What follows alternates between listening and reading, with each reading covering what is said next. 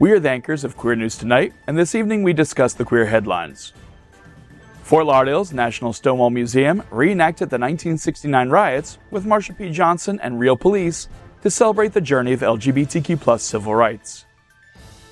President Biden visited Stonewall this weekend for Pride Month to highlight the LGBTQ+ contributions and open the Stonewall National Monument Visitor Center.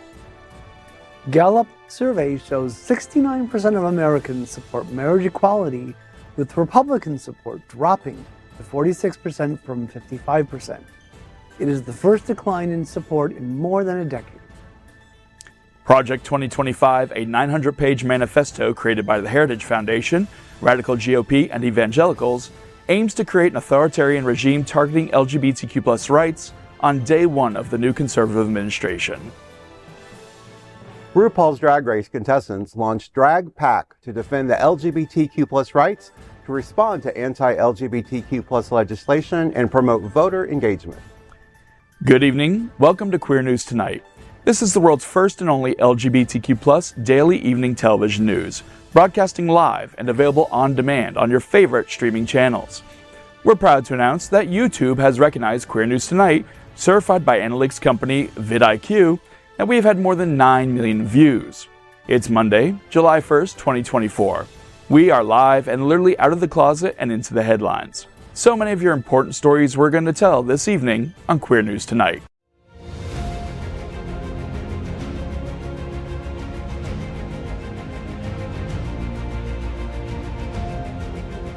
This is the world's first live daily LGBTQ evening news show, literally out of the closet and into the headlines on Queer News Tonight. This is the world's first and only unedited live LGBTQ+ evening news show. Whatever happens unique in the LGBTQ+ news, you will see it and hear it. Hotspots Magazine, Happening Out Television Network, is a nonprofit 501c3 media company in the same model of PBS and NPR, but designed for the LGBTQ+ community. Our mission is to support the 11 pillars of the LGBTQ+ community. We want to inform and educate the key issues of our queer culture, the Black community, Latino, lesbians and queer women, trans, students, youth, seniors, HIV/AIDS healthcare, business, social justice, and faith. Help us support our community. We are part of one of the largest LGBTQ+ nonprofit media companies in America, Hotspots Magazine and Happening Out Television Network.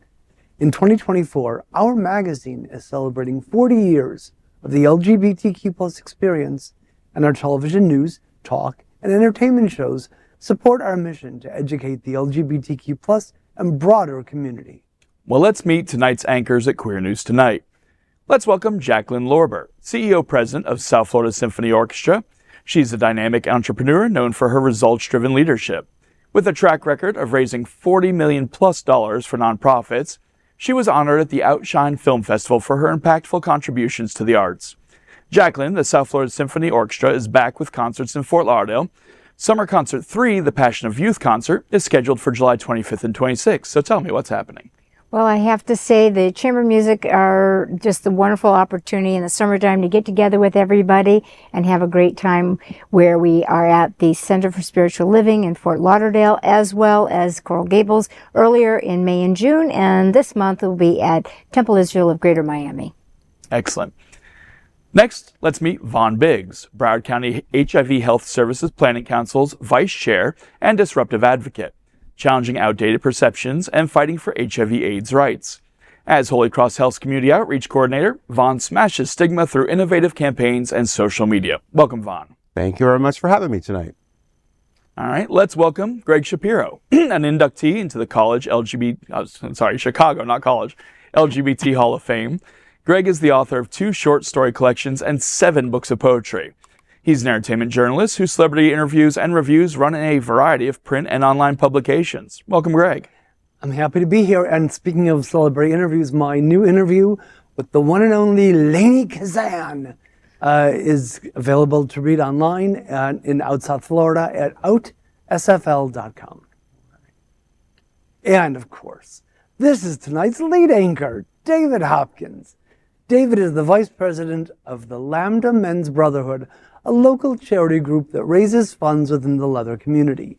He's also the senior travel coordinator for Happening Out Travel, Hotspots Happening Out's nonprofit travel department. Welcome, David. Thank you. And we have lots of trips coming up to raise funds for different organizations. One of the big ones is going to be a Smart Ride reunion at sea, since the Smart Ride ended last year at 20 years.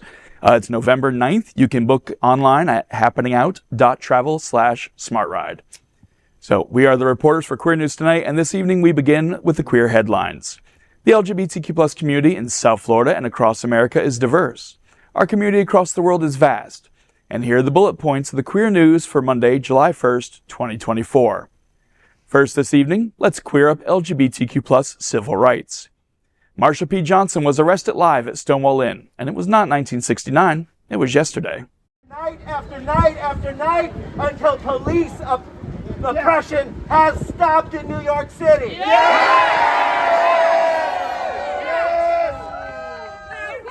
Now in the bar and on the streets, our trans community has been leading this fight with all of us.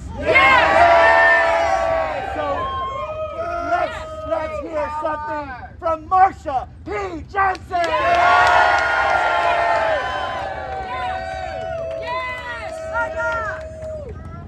We want our gay rights and we want them now. Especially for the women.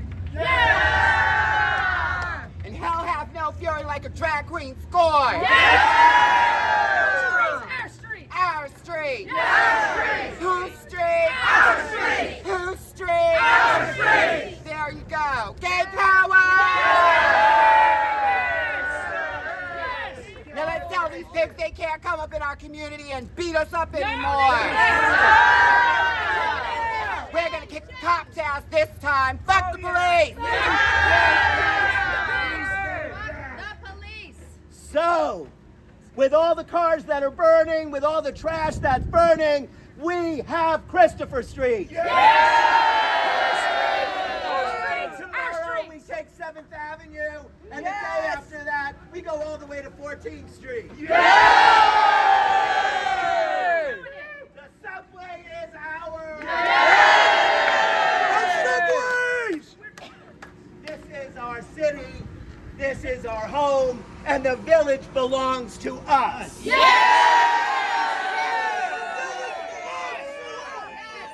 And after... The village belongs to us! The village belongs to us! The village belongs to us! The village belongs to us! The village belongs to us! So night after night until we're victorious, until these terrible laws are repealed, until there are more LGBTQ police than straight police, we will be on the streets. So, you all got your bricks. Let's show them who's boss. But don't hit each other with them. Let's throw them where they'll do the most damage.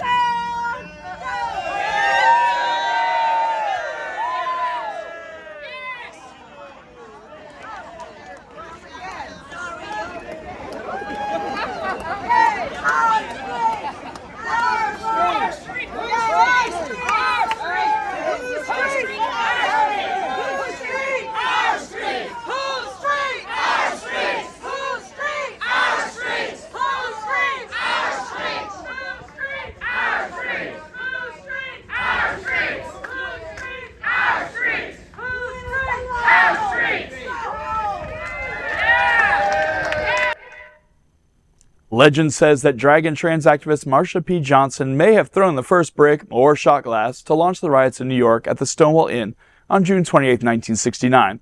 But she was never arrested until this Stonewall Pride Weekend 2024. The National Stonewall Museum in Fort Lauderdale reenacted the riot, and it included actual South Florida police departments, an electrified gay protest crowd complete with Marsha P. Johnson.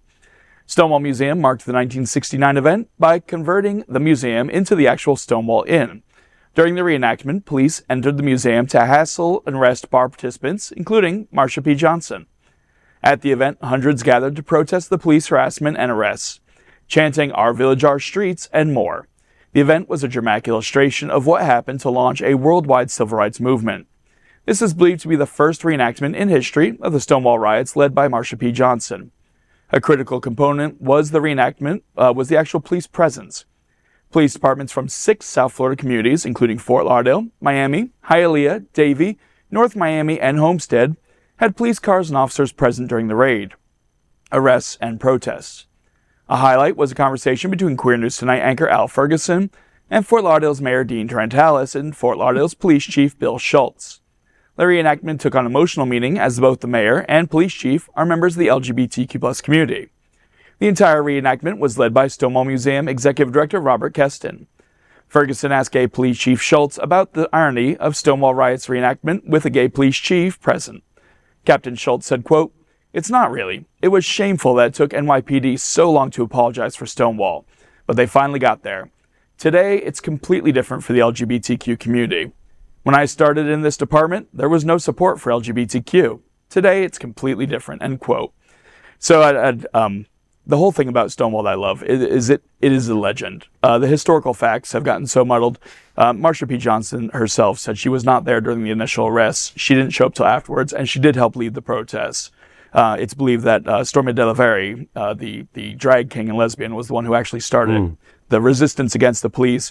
But the passion that has been fueled over the years by these legends, because sometimes, the tall tales walk further kind of thing. Right. Well, stories that are passed down do tend to have some editing and some exaggeration. And I'm really sorry that I wasn't able to attend this event, but it is incredible how far a community has come in 55 years. Right. This is the 55th anniversary, and having Bill Schultz as a member of the LGBTQ+ community, as the police chief here in Fort Lauderdale, and in addition to having the gay mayor, Dean Trantalis. So we've come a long way, baby. I think it's great that we are able to reenact something for our youth, because this happened so many years ago that they're not going to really know the history behind it. Even if there is some storytelling or exaggeration of facts, it's a matter of that they can relive this history to understand what people before us have fought for.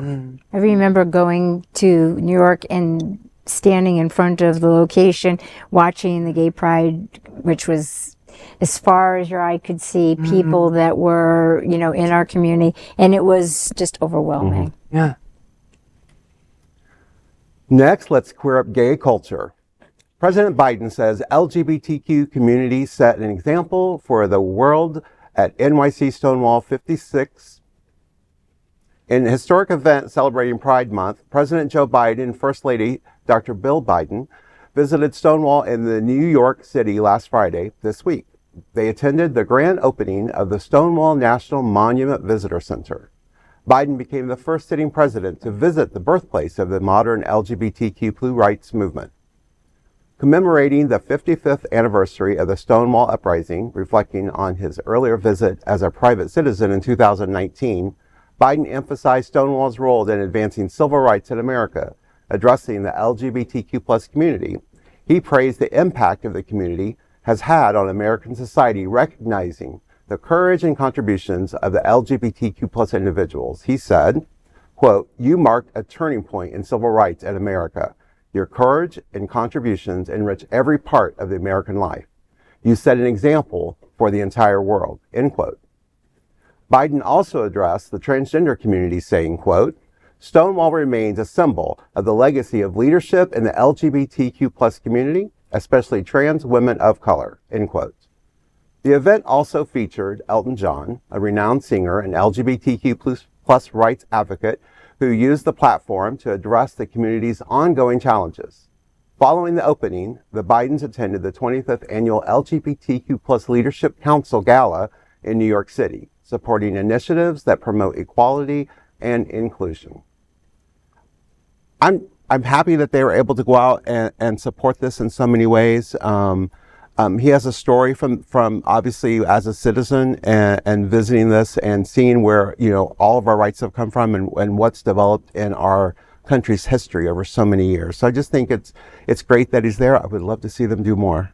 Yeah, I was thinking about it Stonewall 25, which I went to that many years ago in New York. I don't really recall President Bill Clinton being there. And you can be sure Felonious Drumpf wasn't there at Stonewall's 50th. So thank you from the bottom of my and our queer hearts, President Biden, for your words and for being there. I am kind of shocked that he was the first president to visit Stonewall, because we have had supportive presidents in the past. But it just shows, people will criticize President Biden, but he does what he can for all the people, even ones he may not identify with or agree with. And this is fantastic. It's not easy to stand up in the face of everything that he faces and be able to take a stand. So hats off. Absolutely. Next, let's queer up the USA view. For the first time since Obergefell, there has been a decline in support of marriage equality. The gap between the Republican Party and the broader United States on LGBTQ plus rights continues to widen. According to a recent Gallup survey, more than 2/3 of Americans, 69%, support marriage equality, although this represents a slight decline from the record high 71% seen in 2022 and 2023. Democrats overwhelmingly support marriage equality, with 83% in favor, while 74% of independents also express support. In contrast, Republican support has dropped to 46%, a significant decrease from 55% in 2021 and 2022. The report highlights a recent stagnancy, if not decline, in support for LGBTQ plus rights in the past 2 years. While it doesn't pinpoint the cause of the shift, it coincides with the surge in anti-LGBTQ plus legislation nationwide. In 2023, more than 550 bills targeting LGBTQ plus rights were introduced, with 80 enacted into law. By mid-2024, 523 bills have been introduced, resulting in 39 laws passed. The report highlighted that younger Americans consistently show greater support for legal same-sex marriage and views same-sex relations as morally acceptable. It also suggests the public support will grow in the coming decades if younger adults and new generations maintain these higher levels of support. In other words, once the geezers are gone, then I suppose that's better. But we have so many deplorable and loathsome people to thank for this, including sexual predator and felon Trump, our very own governor death sentence and his broodmare Casey, and new inmate Steve Gin Blossoms Bannon. Good luck with those DTs, Bannon, as well as the Hateful Heritage Foundation and those doing their bidding. We have said it before on this show. We will say it again. Vote in November as if your life depended on it, because it does. And I do want to point out, I think it's very important to notice that 523 bills just this year. However, over 470 of them were shot down. The will of the people is still generally on our side. And even this, Republicans have become a very vocal minority, and they're scaring off the independents. They're scaring off the moderate community, which is most of our country. And the rhetoric is so based in lies and fear, and people are recognizing that, except for the people who thrive off of it. And people don't realize I am a person who was straight married, and I am a person who is gay married. I am still the same person.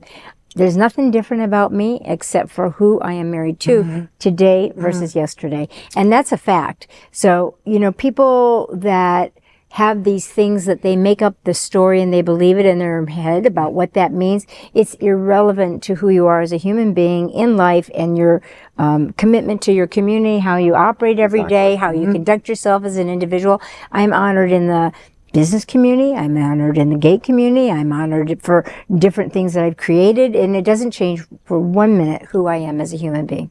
I saw a fantastic meme today. It said, the best way to fight gay marriage is if a gay person asks you to marry them, tell them no. So next, let's queer up social justice. Will Project 2025 be the beginning of the end of LGBTQ plus America as we know it? Here's yet another reason why there's so much fear in the election of Donald Trump. Project 2025. According to reports by Accountable US, the project is a radical agenda aimed at transforming the nation into an authoritarian regime, directly targeting LGBTQ+ rights, along with a host of other policies aimed at people of color, women's rights, and more.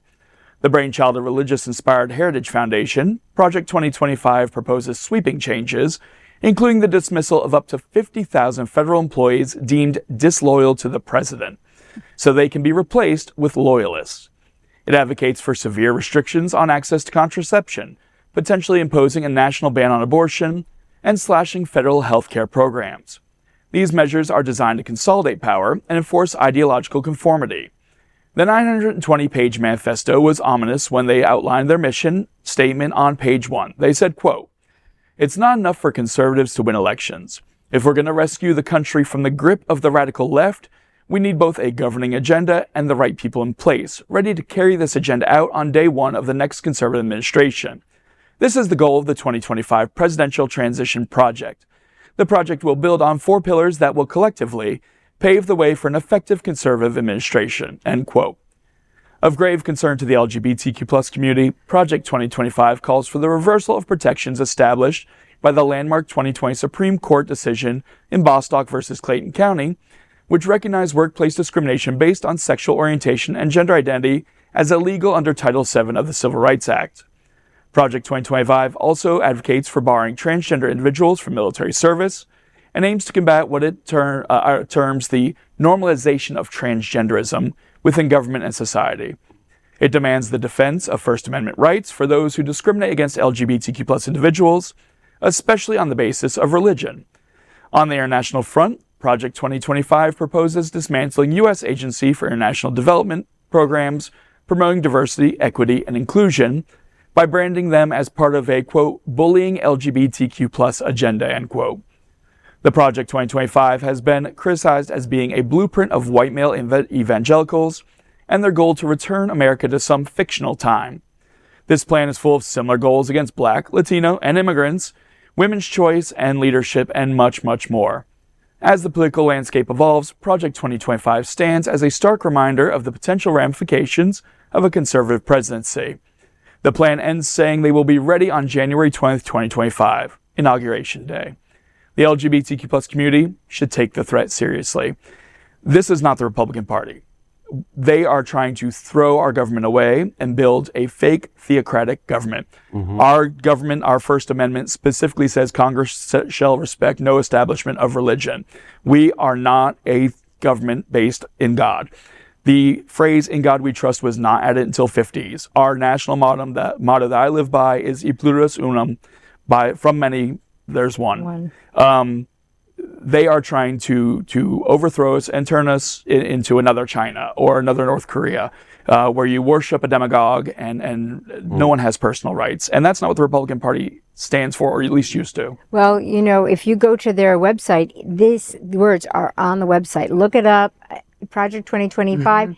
Proudly there. It's a manifesto. Every single word is to undo where we have gotten to. And it is really something I'm personally, on my private hat, putting on and sharing as much as possible because people are not aware of it. But it is scary. It is a manifesto. It's designed to undo every single stride that we've made.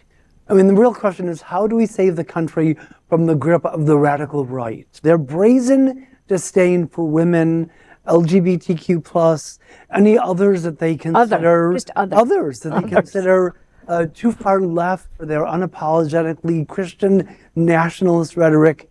It's the kind of thing that causes me to lose sleep, and it should keep all of us awake at night working on ways to prevent it from happening. I find it very interesting. This is something that just didn't appear, right?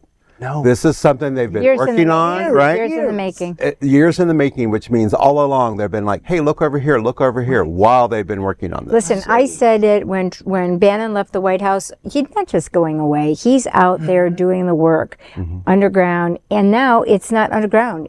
Somebody tells you who they are, believe them. Yeah. They're showing you proudly. And I have family in Maine who are Republicans, but it's funny because Yankee Republicans follow the more traditional personal freedoms, personal rights, the Republican Party, even if you look at Olympia Snowe, Suzanne Collins, the senators who have come from Maine, very socially liberal. They believe in fiscal conservatism, but they're not these theocrats. It's like somebody took The Handmaid's Tale, instead of seeing it as a cautionary tale, took it as a guidebook. Yeah. Exactly. It's fiction. Yes. Yeah. Wow. Okay. Next up, let's queer drag culture. Former RuPaul's Drag Race contestants launched Drag Pack to protect LGBTQ plus rights. Several former RuPaul's Drag Race contestants have joined forces to establish Drag Pack, a political action committee aimed at defending the LGBTQ plus rights through democratic action in 2024. The initiative, announced via YouTube, features Alaska, Jinx Monsoon, Ben de la Creme, Peppermint, and Monet Exchange as founding members. The group's formation comes in response to a surge in anti-LGBTQ plus legislation across the country, including measures targeting drag performances. Drag Pack intends to combat this trend by focusing on voter registration and mobilization. They aim to engage the 80 million registered voters who abstained in the 2020 election. Highlighting the urgency, the PAC points out that 6 Republican-led states have already passed laws restricting drag performances, though many have faced legal challenges. This is not the first effort taken by the drag community in support of LGBTQ plus rights. Recently, Drag Race stars like Jiggly Caliente, Brigitte Bandit, and Joey J also visited the House of Representatives to advocate for increased LGBTQ plus protections. Camera's rolling? Okay. Drag. Perfect. How did it start? Well, I think everyone is a little disheartened with a lot of our elected leadership, and frankly, our community is being assaulted and it's escalating to violence. There is just so much anti-drag, anti-trans legislation coming from these lawmakers, and these are people who know nothing about us. We're just sick of being lied to. We're in the middle of something historic, okay? This is the most important election cycle for queer people's rights and freedoms in our lifetime. And we represent our community. We're visible queer people out in the world in the crosshairs. I think it's time we remind people who we are. I think Monet and I were talking about some bigoted idiot. Oh, Alaska asked me. I don't know who called me. I think it was Peppermint. And we got pissed off. So we got together and formed Drag Pack. The first political action committee led by world famous drag queens. And we are here to make fucking waves. A big blue ass wave. Après moi, le déluge. If you can support your local and favorite drag queens by commenting on their social media and their content, then you can go to the polls and vote. Every single vote counts, y'all. And if you're not casting yours, then you're just letting someone else snatch the crown. Yeah. Did you know that there were 80 million people eligible to vote who did not vote in the last election? How you vote matters, and it literally defines the future of not just the country, but your cities, your communities, and your people. You've got to join us too. Oh, and I promise you, it is fierce and fabulous over here. Our diversity is what drives democracy. We are Drag Pack. Drag Pack. We are Drag Pack. And the future Will be fabulous. I am so excited because I feel like even though how much we hated our previous presidency, he was the author of hate speech, so to speak, and our community has taken that hate and has turned it into something very powerful, and I celebrate them so much for this. Really brava to the drag community for stepping up, and I'm hoping, as you're saying, maybe now others will take notice and they will take action before it's too late. You'd be surprised how deep of a wide net of people that they have in their community, and having just been honored with others at the event that was at Galleria celebrating the 100-year retrospective, we had people that were from the community there and people supporting them from all walks of life. It's a very powerful group, and they deserve to be listened to. And this is part of a effort from the right wing to stifle anything theater. Drag has been around for millennia. One of my favorite drag performances was Donald Trump walking through Macy's getting kissed by Rudy Giuliani, but that's a different story. But doesn't Drag Race also have a very sizable straight female following? So maybe they will be able to reach them as well, and hopefully reach their spouses too. Absolutely. Next, we're proud of our special partnership with Sunshine Cathedral, the world's largest queer church here in Fort Lauderdale. Supporting that partnership, we're broadcasting from our permanent set here at Sunshine Cathedral at the Happening Out television studios. We broadcast Sunshine Cathedral's Sunday Air National Service at 10:30 a.m.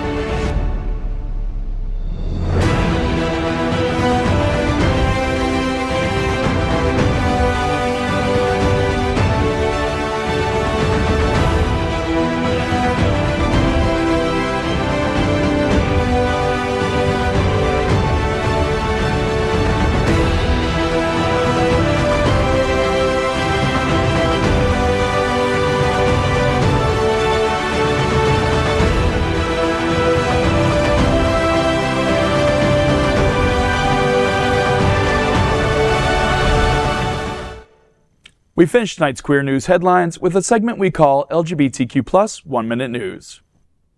LGBTQ+ 1 Minute News. Let's queer up courts.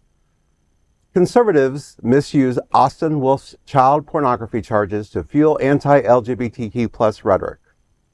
Austin Wolf, a well-known gay adult film star, faces serious charges after being accused of distributing and possessing child pornography. United States Attorney for the Southern District of New York announced his arrest on Friday.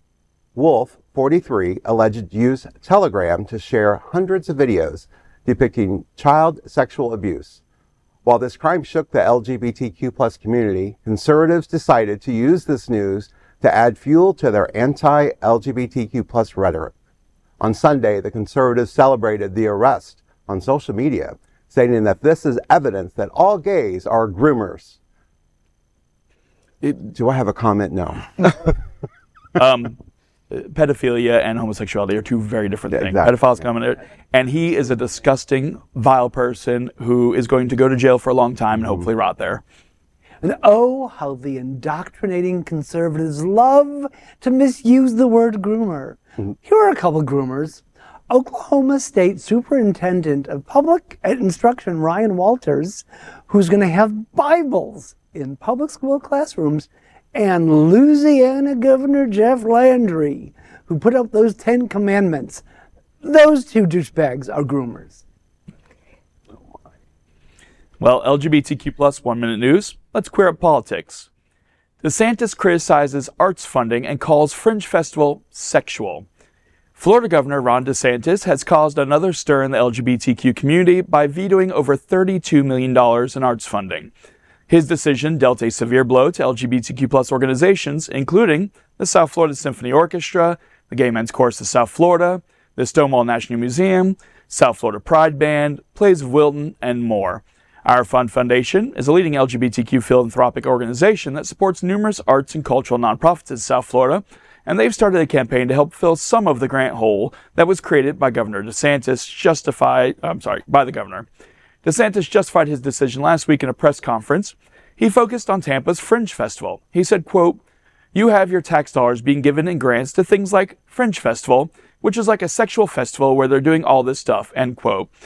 This is ridiculous. It is an attack on the arts because the arts are how you share your hopes, your dreams, your thoughts, and they don't want that. If you're not listening to what they say and thinking how they want to think, they don't want involved. The drag bands are related to this. It's all the same kind of attack. Well, we're directly affected by this in a very big way, and I want to paint a kind of a picture for everybody here tonight. The first thing is that when we go through the process of the grant, it goes back months and months and months. There's applications that are sent. Everybody sends in their proposals. 663 organizations in the state of Florida are affected by this whim of pushing a pen against everybody with this veto. There's $32 million worth of funding. We are planned every single season with $150,000 in our budget. Why? Because we're at the maximum level of funding based on our budget size. And it is the only restricted source of funding that we have to do the education program we do in the Keys, in Miami, the community outreach programs that is not restricted. So there's restricted funds, unrestricted funds. With the state, we use it to fill those needs where other things are not covered by grants. The process is then scored. And in this case, it was through the appointees that he had that approved the final allocations that went in. From $150,000, it was set down to $70,000, $500 for us and all the groups our size. We go about trying to fill the gap, and then all of a sudden, 2 weeks before the fiscal year starts for us, which is today, we're told zero. Oh. And so where do you go to just fill that kind of a goal for us and 663 organizations? Do you have any idea how many jobs? Let me tell you something. When that man gets up in front of a camera like we are tonight, guess what that is, folks? The arts. Who puts your makeup on? The makeup artist. The little campaign that you send out for your election, guess who designs it?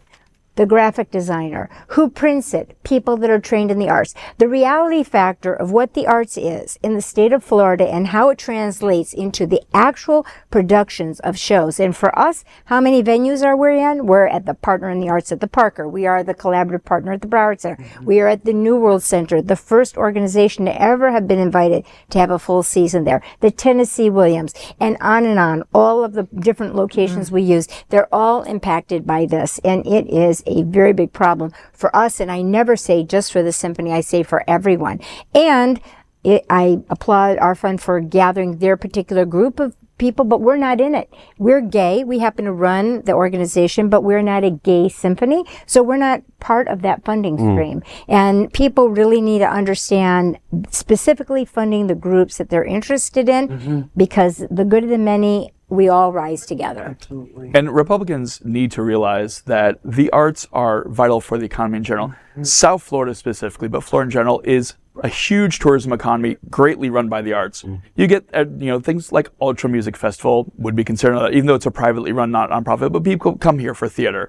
They come here for concerts. They come here for shows that we offer because there's so much to do and see down here, and that's going to hurt tourism, which is going to hurt everybody, all the business owners. I have to throw in that the state's own study on economic impact for every dollar that's in the arts has a $9 impact. So we're talking about it's $1 billion of impact for the state of Florida overall. Wow. And nobody could figure out why. Well, the answer is from this event that's happening, the Fringe event, out of a whole week or 10 days or whatever it is of this festival, there's one event.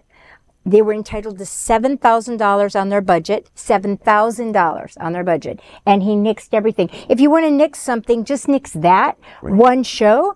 Don't nix everybody else. 663 organizations affected, $32 million across the board is irreplaceable in the state of Florida overnight, and that's what happened. Well, and this is his revenge. This is little Donald Trump. This is retribution because nobody wants him to be president. Nobody wants you to be anything. I think that he wants to deliver an under budget scenario and speak to the conservative population that he serves. And believe me, we have people in the South Florida audience, and I'm talking about all the arts and culture groups that are conservative.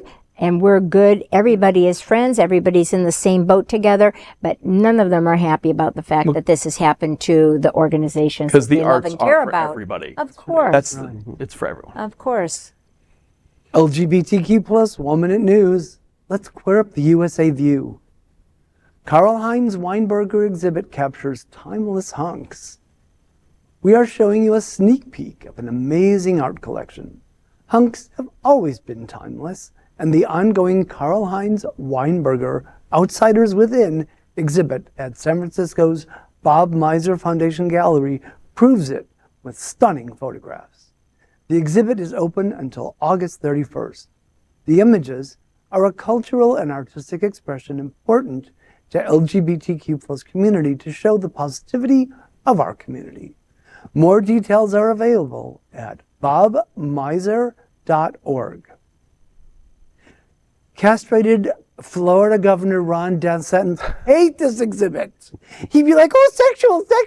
Oh my God. My wife has my balls in her purse. Oh my God. And that's why I love this exhibit. There's a lot of art in these photographs, and it reminds me of the old pulp pinups, which as a gay man, I'm not sexually attracted to. I love those photographs, the style, the posing, and I kind of want that leopard print Speedo that guy was wearing now. Hello, I got you covered. There you go. It's amazing. The human body has been studied for centuries, by masters, and it should be something that's celebrated, and this is, and I can't wait to go see it. Okay, LGBTQ plus 1 minute news. Let's queer up South Florida and Florida. One magical weekend and Bear Jamboree moved off traditional Gay Days date for DC World Pride. In honor of Worldwide 2025 in Washington, DC, the One Magical Weekend and Orlando Bears Pride's Bear Jamboree will move their event to May 29th, 2025 and run through June 2nd. The world's largest LGBTQ plus travel event held in Orlando the first Saturday weekend in June is dramatically changed by this news. The celebration at Walt Disney World resorts will include Riptide at Typhoon Lagoon, Red at House of Blues, Pride Ball, Therapy and Bear Jam pool parties, and Cadabra After Hours, making it as one of the largest LGBTQ plus pride and music festivals globally. Gay Days and Girls in Wonderland will continue June 5th through the 9th, 2025. 2 weekends of queerdom. How wonderful. Take that, DeSantis. Well, and who can possibly compete with World Pride? Dare we say if it happens? Because wasn't it supposed to happen here a couple of years ago and it didn't? Well, we put in for it, but we didn't have the infrastructure, I don't believe. Well, let's hope it happens. If it happens. This is exciting for me for a couple of reasons. First of all, Hotspot's Happening Out is the media sponsor of One Magical Weekend and Gay Days. Gay Days has over 30 years of history. It started as an employee protest at Disney for gay rights. One Magical Weekend is a fantastic weekend of parties. And also happeningout.travel does have a trip to World Pride. You can book it at happeningout.travel/World Pride. Self-serving. But it's a charity fundraiser too. So. Yeah. All right, LGBTQ plus 1 minute news. Let's queer up the worldview. Hong Kong couples exchange vows online with Utah officiant. 10 same-sex couples from Hong Kong married over the internet with a Utah officiant, marking Pride Month. Despite same-sex marriage not being in Hong Kong or China, family members gathered in Kuala Long's hotel wedding hall, witnessing the couples exchange rings and toast their new beginnings. Most states require couples to appear in person to complete paperwork and present identification, but Utah's digital application process does not require in-person appearances. This has made it a popular choice for online weddings since the COVID-19 pandemic. I don't see why somebody has to be present for a wedding. If all the legality is there, if you can submit it online, that's perfectly fine. And I do have to applaud Utah, which, as the Mormon Church is slowly moving into modern times with their social views, the government is actually outpacing them quite a bit. Utah's become extremely gay-friendly, and things like this just show that the state's starting to embrace everybody, which I love. Mm-hmm. You go, Utah! Yes. If you're able to do it and you're showing up on the camera or whatever, it's really, we accept that for everything else, every kind of meeting that we have. Yeah. Why not? Right. And that is today's news for the LGBTQ plus community on the world's first and only daily LGBTQ plus evening news show. If our community is important to you, share this news with your friends and family. Join the conversation on your favorite streaming platform. Queer News Tonight is the only live LGBTQ plus digital television show in the world that is out of the closet and into the headlines. We need your support. If our community is to grow, we must tell our stories and bring them to the attention of the broader world. This is the only place in the world that tells these types of LGBTQ plus stories in motion and sound. That's the passion of Hotspots Magazine, Happening Out Television, and Queer News Tonight. I'm your anchor, David Hopkins, and on behalf of these LGBTQ plus reporters, the anchors of Queer News Tonight, including Jacqueline Lorber, Vaughn Biggs, and Gregg Shapiro, we want you to go vote, donate to your local nonprofits, and then we'll see you daily at 8 p.m. To our LGBTQ plus world, we wish you a good night. Good night. Good night.